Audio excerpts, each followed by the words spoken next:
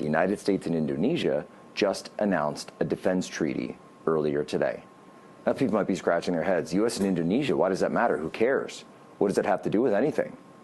Malaysia has always been closer to China when it comes to the South China Sea.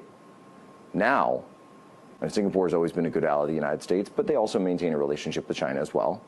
But now, the U.S. has a military treaty with Indonesia. What is that all about? It's all about the Strait of Malacca. So you walk your way around the Horn, the Panama Canal in the Western Hemisphere, direct control over that for hemispheric defense. Then what do you see? Oh, that's right, the Strait of Hormuz, the strait where the mouth for the global oil supply comes through. Then you work your way to what? The Strait of Malacca. That is the key strait for entering the South China Sea. And then eventually, the final piece is the Taiwan Strait. So understand, this is Mahanian sea power strategy that the president is giving a masterclass on. Now, I asked him the question on that. Of course, he's not going to reveal it, but we understand what's going on here.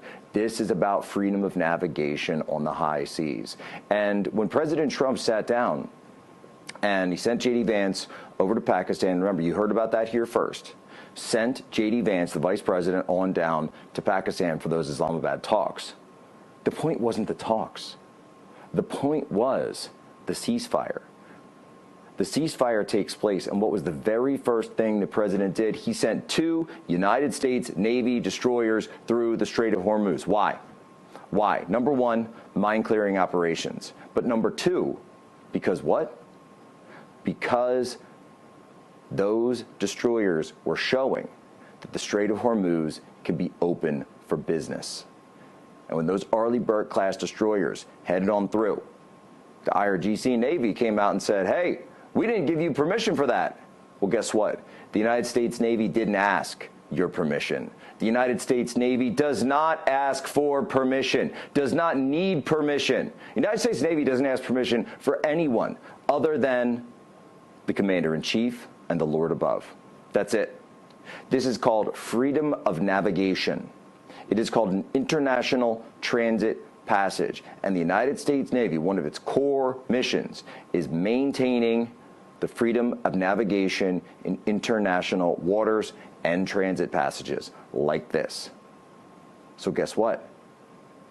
If they don't like it, if they don't like the situation, if they're going to continue to try their toll scheme, well, President Trump announced that he's going to start a toll scheme, but only for Iranian ships, only for ships coming from Iranian ports.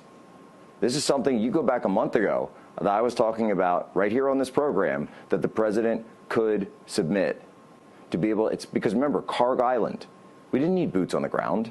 What we needed was a way to control the oil flow for leverage on Iran. Because ultimately, what is it all about? The oil from Iran goes to China. You put pressure on that, you're cutting off one of the arteries of the dragon. And now China is coming into the mix.